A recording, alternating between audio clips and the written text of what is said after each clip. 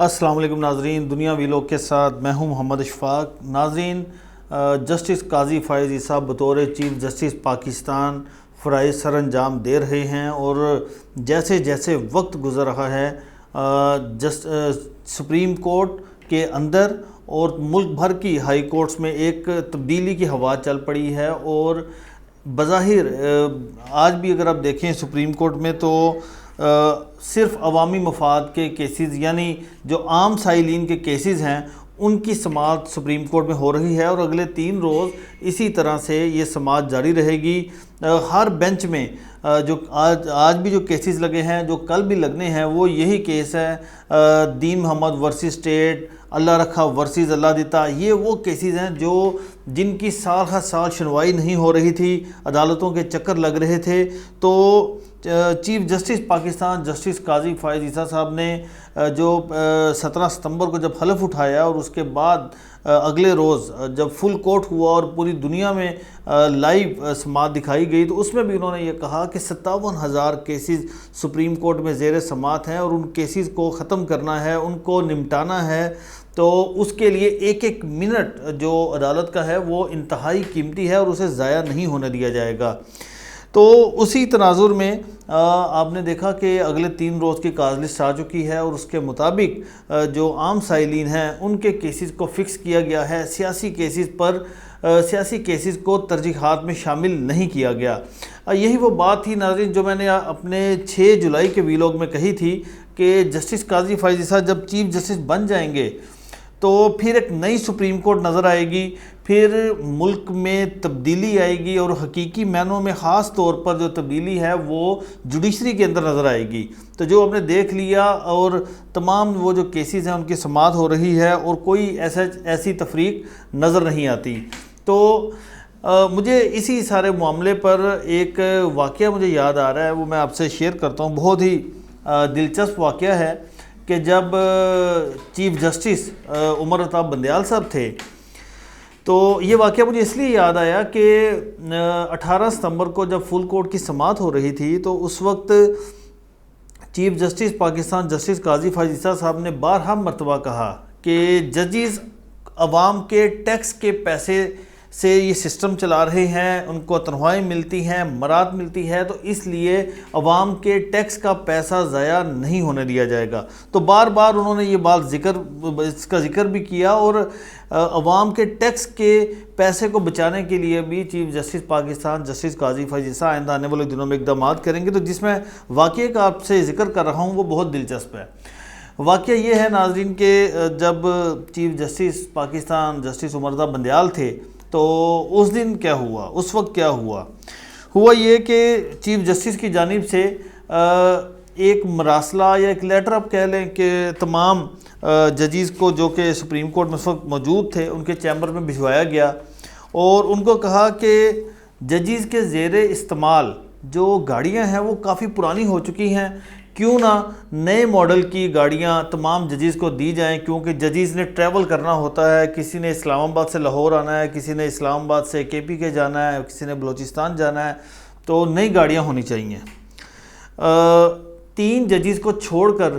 Almost باقی تمام ججز نے اس تجویز پر حامی بھر لی اور اس کو ویلکم کیا بنیادی طور پر، اور یہ کہا کہ یہ تو بڑی خوشائن تجویز ہے، اور ایسا ہونا بھی چاہیے۔ ججز کے پاس 19 ماڈل کی یا غالباً 18 یا 19 ماڈل کی گاڑیاں ہیں، تو یہ اپڈیٹ ہونی چاہیے۔ جب وہ مراسلہ چیف جسٹس جو اب ہیں چیف جسٹس پاکستان جسٹس قاضی فائز عیسیٰ صاحب کے پاس گیا، تو انہوں نے اس کا بہت غور سے جائزہ لیا، اور اس کو ہر اینگل اس کو دیکھا۔ تو اس کے بعد جسٹس قاضی فائز عیسیٰ نے فوری طور پر نئی گاڑیاں لینے سے انکار کیا۔ اچھا، انکار تو ایک ہوتا ہے کہ ایک مراسلہ آیا اور جواب آیا، اور وہ جسٹس اس وقت چیف جسٹس عمر الطاف بندیال صاحب کے سیکرٹری کو اپنے سیکرٹری کے ذریعے پیغام بھجوا سکتے تھے، لیکن انہوں نے ایسا نہیں کیا۔ انہوں نے اس مراسلے کا جواب، یعنی اس خط کا جواب یا اس ریکویسٹ کا جواب بھی لیٹر کی صورت میں دیا، اور وہ لیٹر انہوں نے اس وقت کے چیف جسٹس عمر الطاف بندیال صاحب کو لکھا، اور وہ اتنا لمبا لیٹر تھا، یعنی میرے خیال میں کوئی غالباً 1.5 سے 2 صفحوں کا وہ لیٹر ہوگا۔ تو اس میں انہوں نے ادب سے کہا کہ ہمارے ملک کی جو حالت ہے وہ سب کے سامنے ہے. ملک کی معیشت پہلے ہی تباہی کے دہانے پر ہے اور ملک قرضوں میں ڈوبا ہوا ہے, مہنگائی سے عوام پریشان ہے. تو ایسی صورتحال میں ججز کو گاڑیاں سمجھ سے باہر ہے. انہوں نے کہا کہ بہرحال میں تو نئی گاڑی لینے کے حق میں نہیں ہوں. میری گاڑی غالباً انہوں نے 19 یا 18 ماڈل کی ان کے پاس گاڑی تھی. انہوں نے کہا جی میرے پاس تو بہترین گاڑی ہے اور وہ ٹھیک طرح سے چل بھی رہی ہے, مجھے اس سے کوئی پرابلم نہیں ہے.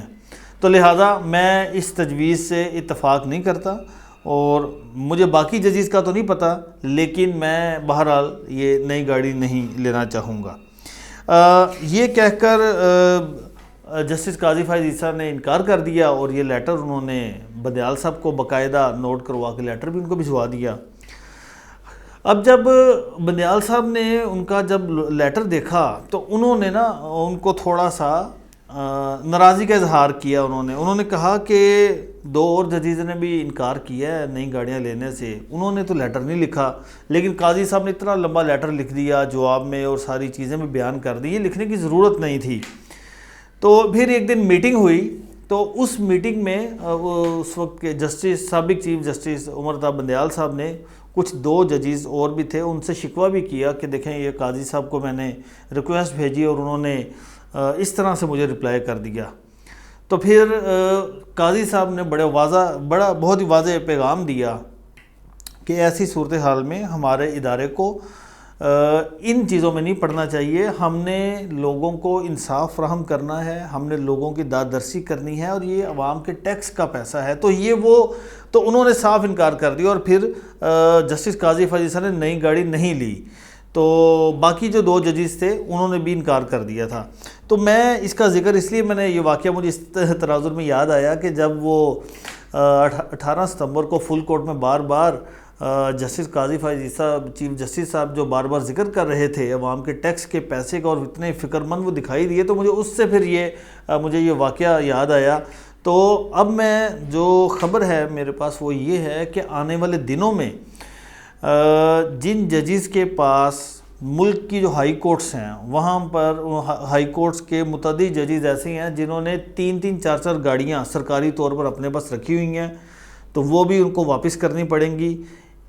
جو ان کی انٹائٹلمنٹ ہے ایک گاڑی وہ ان کو وہ ضرور ملے گی, لیکن جو 3-3 گاڑیاں انہوں نے رکھی ہوئی ہیں وہ گاڑیاں واپس کرنی پڑیں گی. جو اضافی مراد لے رہے ہیں وہ مراد بھی ان کو واپس کرنا پڑیں گی اور آئندہ چند دنوں میں آپ کو یہ چیزیں نظر آئیں گی, کیونکہ یہ بہت کلیئر میسیج تھا چیف جسٹس پاکستان جسٹس قاضی فائز عیسیٰ کا. کیونکہ اگر وہ کوئی ایسی چیز کا فائدہ خود پر نہیں لے رہے تو آپ خود سوچیں کہ وہ دوسرے کسی جج کو اس کا فائدہ کس طرح سے لینے دے سکتے ہیں.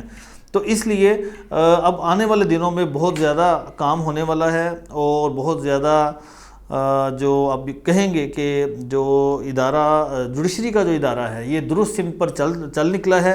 اور اس میں بہت سارے لوگ ایسے بیچ میں آئیں گے جنہوں نے اس ادارے کو نقصان پہنچایا, اور جو اضافی مراد لے رہے ہیں ان کے خلاف بھی کارروائیاں شروع ہونے والی ہیں.